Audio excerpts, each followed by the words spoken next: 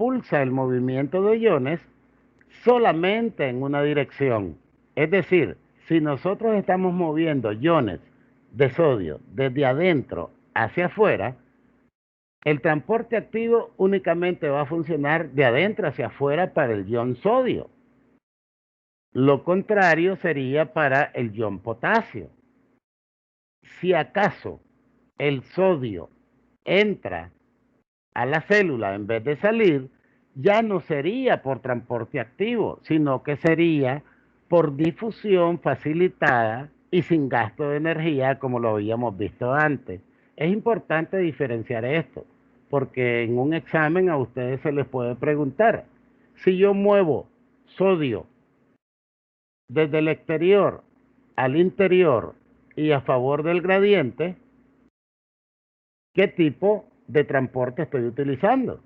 Como ven, no menciono gasto de energía. Como ven, estoy señalando de que el movimiento se da posiblemente a través de una proteína de canal y esto no es transporte activo. Y mi respuesta debería de ser transporte pasivo de tipo difusión facilitada.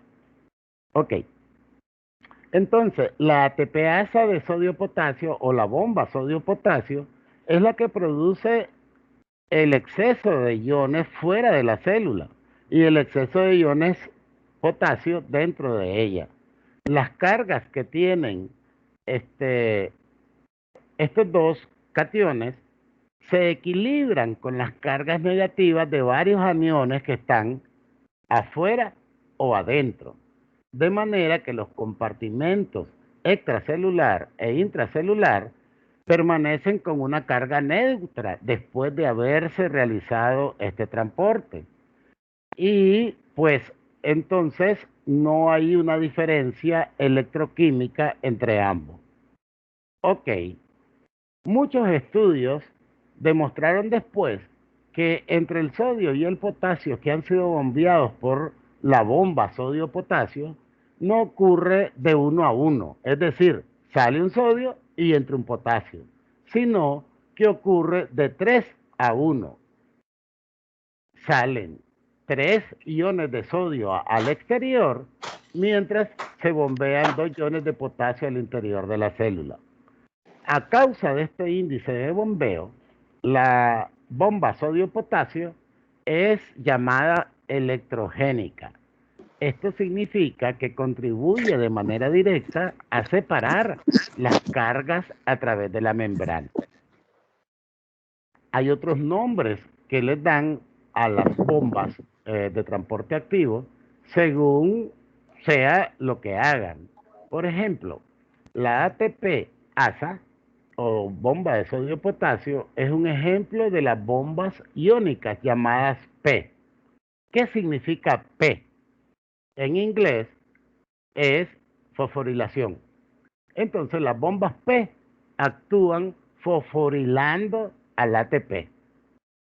Durante el ciclo de bombeo, cuando ocurre la hidrólisis del ATP, se conduce o se transfiere uno de los grupos fosfatos liberados a un residuo de la proteína que tiene ácido aspartico. A su vez, esta unión del fosfato hace que la proteína cambie de estructura. De esta manera es que se permite que los iones de sodio se acomoden en esa nueva estructura y puedan ser liberados al exterior. Cuando la liberación de los iones sodio se da al exterior, ocurre entonces que el grupo fosfato que todavía está unido a la proteína permita que entren 2 iones de potasio. Al entrar los 2 iones de potasio, inmediatamente se desprende el fosfato y la proteína cambia otra vez de conformación y ahora se abre hacia el interior de la célula, de tal manera que puedan entrar los 2 iones de potasio. Esta es la manera en la que participan la proporción 3:1, pero también es la manera en que la proteína es capaz de abrirse del interior al exterior o del exterior al interior y así transportar exclusivamente estos dos tipos de iones. Veamos un poco esto. En esta figura 445 hay un modelo esquemático que nos señala las dos posiciones que pueda adoptar la proteína integral de membrana. Si ustedes ven, por acá se señala que existe una conformación normal, sin hidrólisis, y que se llama conformación enzimática 1. Además, existe una nueva conformación llamada conformación enzimática 2, que ocurre cuando hay presencia de grupo fosfato. En la descripción vemos que los iones de sodio que aparecen en el paso 1 están todavía dentro de la célula, pero que por la disposición espacial de la proteína, estos iones de sodio tienden a entrar a sitios en estos tres lugares, sitios específicos en donde pueden acomodarse según esa disposición espacial. Al actuar la bomba o la ATPasa, toma una molécula de ATP, la desdobla por hidrólisis y la convierte en ADP. Este proceso hace que se una a la parte de la membrana, de la proteína integral que contiene ácido aspartico. Esta unión, como ven, ya permitió que se acomodaran las tres moléculas de sodio, pero además inicia un proceso de cambio en la estructura de la membrana. En el paso 3, ahora la proteína está cerrada en su espacio interno, pero se ha abierto y deja escapar a los 3 iones de sodio al exterior. Cuando vemos el paso 4, luego de liberados estos iones, ahora es posible acomodar por gradientes electroquímicos, porque también ha cambiado la estructura electroquímica de la proteína. Y se pueden acomodar en estos dos espacios que son especiales prácticamente para el ion potasio. A partir de aquí, la conformación de la proteína comienza a cambiar y este grupo fosfato es liberado hacia el exterior, de tal manera que otra vez se convierte la proteína cuando ya no está el grupo fosfato y vuelve a su posición inicial, permitiendo a los iones de potasio entrar a la célula. Recuerden, aquí hay una gran cantidad de potasio, pero la membrana hace que entre en contra del gradiente todavía más potasio. Lo mismo ocurre por acá. Acá hay una gran cantidad de sodio, pero la bomba sodio-potasio en contra del gradiente de concentración aún libera más sodio en el exterior. Diríamos entonces, ¿para qué hace esto la célula? ¿Para qué este trabajo? ¿Para qué este gasto de energía? En realidad, la célula lo que intenta es mantener un gradiente eléctrico neutro en el exterior y neutro en relación al exterior de su membrana. Pero hay un objetivo. Veamos entonces. Las bombas sodio-potasio solo se encuentran en las células animales. Se cree que la proteína encargada de hacer este trabajo evolucionó en aquellos animales primitivos cuyo principal mecanismo para mantener su volumen celular y como mecanismo para generar grandes cantidades de sodio y potasio fuera y dentro tiene un papel muy crucial en el impulso en las células nerviosas y musculares. O sea, la contracción muscular y el impulso nervioso son favorecidos porque existe la bomba sodio-potasio. Y por eso, si ustedes en la vida práctica han escuchado que después de mucho ejercicio, después de pérdida de sales en el cuerpo, cuando decimos que estamos deshidratados, hay un entumecimiento en los músculos, hay calambre, hay una serie de efectos secundarios después de un ejercicio intenso. Esto es precisamente porque los volúmenes de sodio en el exterior y de potasio en el interior de las células musculares han cambiado. Para restablecer la homeostasis, entonces comienzan a trabajar las bombas y restablecen los volúmenes en contra del gradiente que hay de estos iones, tanto afuera como adentro. Como decía hace un rato, la bomba sodio-potasio es la que más se ha estudiado, es la que más se comprende y es la que sirve de pauta para entender cómo funcionan el resto de bombas. Pero si decimos que hay otro tipo de bombas, nosotros debemos de estar claros que si se nombró a la TPasa de sodio-potasio como bomba de tipo P, esta es exclusiva para estos iones. Y la bomba de tipo P significa fosforilación, es decir, que existen bombas que actúan fosforilando. Pero este es el ejemplo de otra bomba que no es sodio-potasio, como la de hidrógeno-potasio, que es la que actúa para mantener la concentración de ácido clorhídrico en el estómago. Hay otro tipo de bombas que ya no son bombas de tipo P y son llamadas bombas de tipo V o bombas B.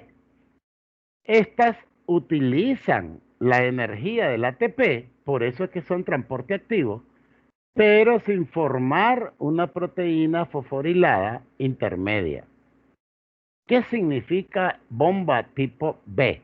B viene de la palabra vesícula, es decir, las bombas de tipo B transportan de manera activa iones hidrógeno por sus paredes eh, para el organelo citoplasmático y posteriormente forman vacuolas.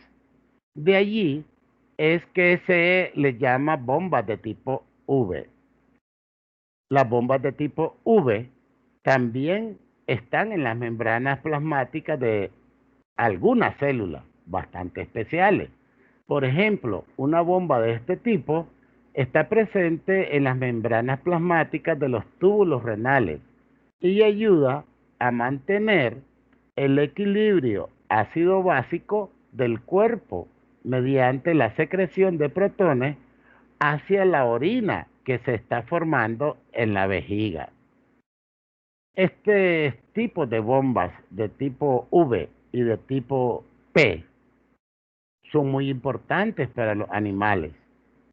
Existen otro tipo de bombas llamadas bombas de tipo F, las cuales no las describo porque pertenecen al mundo vegetal y en nuestro caso nosotros dedicamos principalmente el curso a la biología de células animales. Ok, veamos entonces otro tipo de transporte. Además del transporte activo por bombas, existe otro tipo de transporte activo llamado endocitosis y exocitosis. Esto significa que ahora no va a haber una proteína integral que sirva como medio de transporte, sino que la misma membrana o un trozo de membrana va a actuar al unísono para envolver un material que pueda estar dentro de la célula o fuera de la célula y moverlo de un lado al otro. Los mecanismos llamados endocitosis y exocitosis permiten que la célula prácticamente trague o vomite a través de vesículas membranosas y con gasto de energía moléculas bastante grandes o partículas de soluto de gran tamaño, partículas de alimento o inclusive células enteras que son más pequeñas que la célula que la está envolviendo para llevarla de un lado al otro de la membrana. Hablemos del caso de la endocitosis. En la endocitosis existe una sustancia que está en el exterior de la membrana celular y que debe de ser metida dentro de la célula. Si ustedes ven en el esquema, esto se logra cuando la membrana sufre una invaginación y estas pequeñas partículas que generalmente son sólidas, son macromoléculas o alimentos o células enteras, comienzan a caer en esta especie de pozo.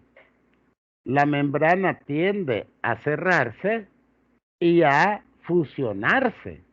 Cuando se fusiona y queda la superficie externa de la membrana ya unida, se forma por fusión una vesícula que ya queda dentro de la célula y que puede moverse dentro del citoplasma y viajar hacia un lugar particular. Generalmente esta vesícula se une a un organelo que se llama lisosoma. Este organelo, que también es membranoso, por eso es que se unen fácilmente, tiene la misma naturaleza que la membrana externa, deposita dentro de esta vesícula enzimas especiales que desdoblan o que hidrolizan o particionan al soluto que acaba de entrar dentro de la célula. Los productos del metabolismo provocado por las enzimas de los lisosomas son utilizados por la célula para su nutrición. ¿Sí? Esto es endocitosis. Pues bien, la endocitosis puede ser de dos tipos. Fago, si lo que entra es algo sólido, y pino, si lo que entra es algo líquido. Por eso se dice que por fagocitosis una célula come producto sólido, ¿verdad? Y que por pinocitosis una célula bebe, es decir, lleva al interior productos líquidos. Ejemplos de células que realizan esto en los seres vivos y humanos son los neutrófilos y los macrófagos. Ellos son las principales células que defienden nuestro cuerpo de infecciones que puedan ser causadas por microorganismos. Por eso decimos que a veces la endocitosis lo que hace es comerse a una célula enterita, porque los microorganismos son células vivas que tienen la capacidad de causar alguna enfermedad. Veamos entonces el caso de la pinocitosis. Lo que se ingiere en este caso son líquidos o fluidos que pueden llevar partículas o solutos por medio de pequeñas vesículas. Estas vesículas son llevadas a los organelos intermedios que son llamados endosomas y luego son transportados a los lisosomas para ser digeridos. Existe un tipo de endocitosis que es llamada mediada por receptores. Explico un poquito esto. La fagocitosis o la pinocitosis puede darse en cualquier parte de la membrana celular. Esto es por la acción de la misma célula que requiere integrar al interior solutos o líquidos. Pero a veces la célula, para poder integrar alguna sustancia sólida o líquida, necesita identificarla. Para poder identificar y proceder a la fagocitosis o a la pinocitosis, la célula hace uso de proteínas especiales que tienen un radical o un grupo glucósido que identifica particularmente a una sustancia y dice, esta es la sustancia que yo quiero integrar. Este es el caso de la captación del colesterol. El colesterol no entra a la célula porque quiere, entra a la célula porque es detectado en ciertas partes de la membrana y al ser detectado se dice, este señor trae una visa para entrar o este señor trae un permiso para entrar. Así que hagámoslo pasar a través de eh, endocitosis. Ok, entonces veamos esta situación.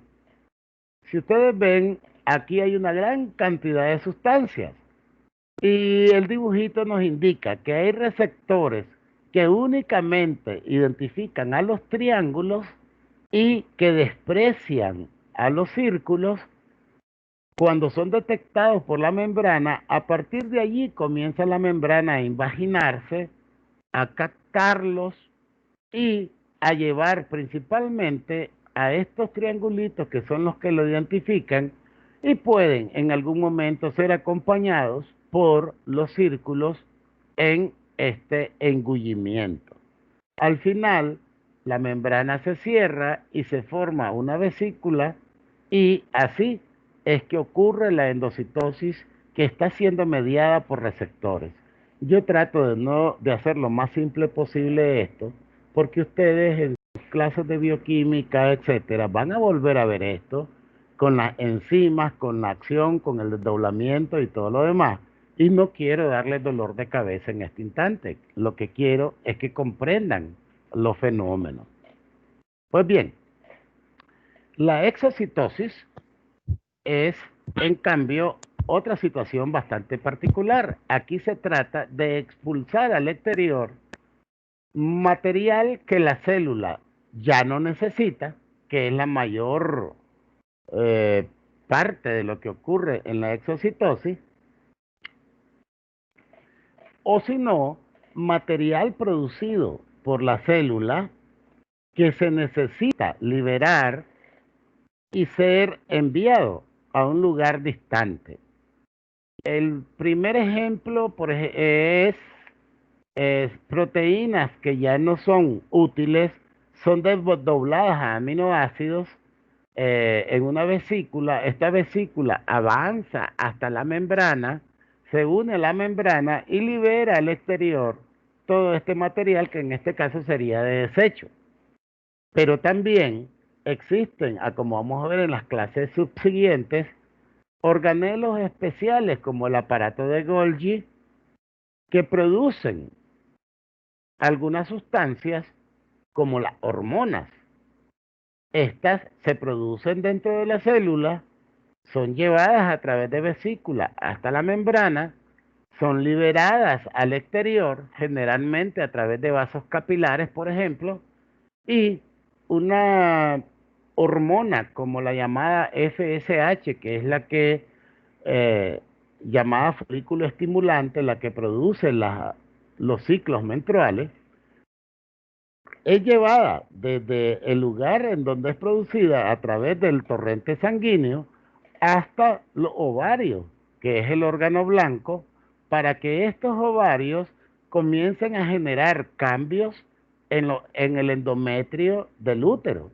El útero comienza a engrosarse, comienza a capilarizarse y cuando ya la hormona está en su máxima acción, corta el fluido sanguíneo, el endometrio del útero se desgarra y se produce lo que conocemos como sangrado menstrual.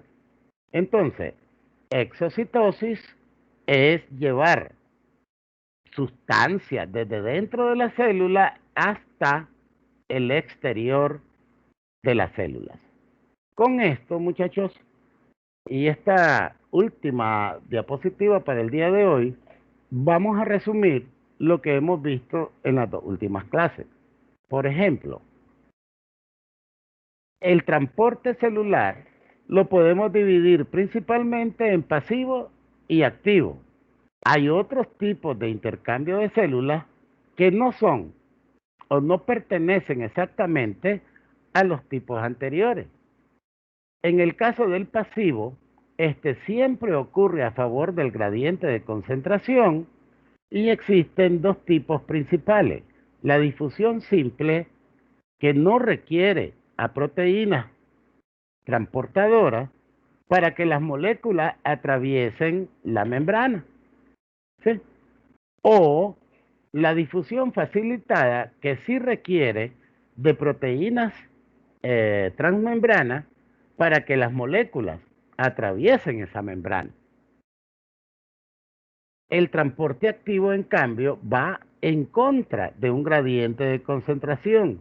Necesita, para que ocurra energía, un ejemplo de él es la bomba sodio-potasio, necesita proteínas integrales y esta bomba sodio-potasio realiza exactamente y únicamente el bombeo de 3 unidades o iones de sodio al exterior y el bombeo de 2 unidades o iones de potasio hacia el interior.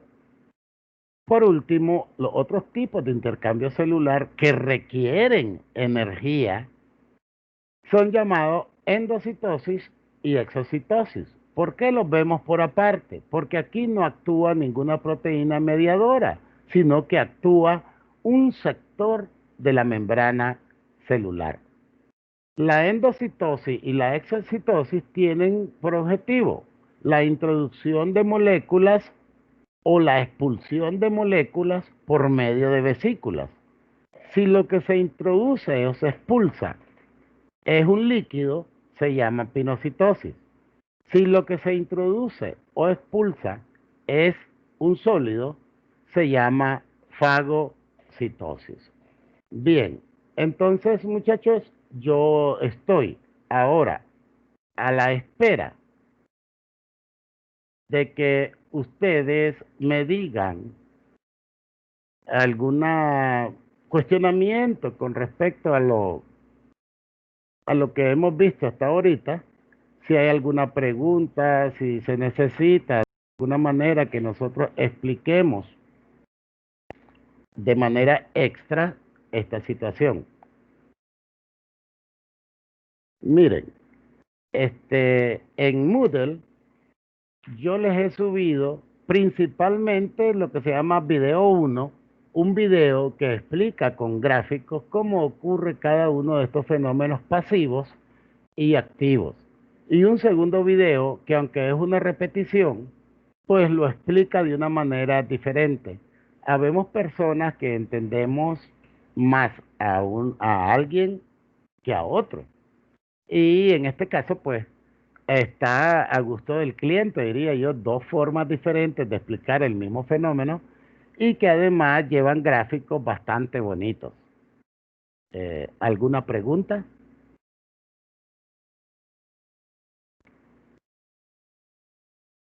¿Alguna pregunta, muchachos?